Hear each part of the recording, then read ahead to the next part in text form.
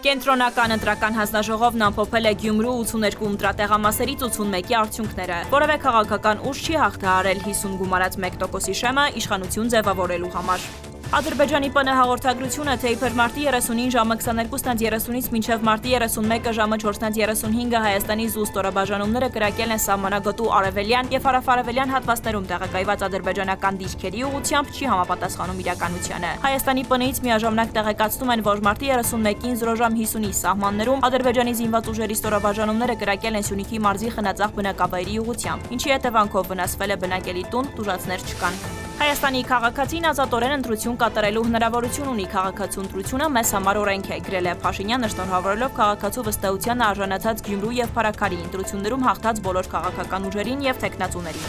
Երևանում է Գերմանիայի նախագահ Ֆրանկ Վալտեր Շտայնմայերը, նախագահները հանդես են եկել համատեղ ասուլիսով, խաղաղության խաչմերուկի իրագործման հնարավորություններին անդրադառնալով Գերմանիայի նախագահը նշել է, ոչ միայն իրենց երկիրը, այլև ամբողջ Եվրոպան մեծ հետաքրքրություն ունի, որպեսզի Հայաստանը կարողանա իրագործել այդ ծրագիրը։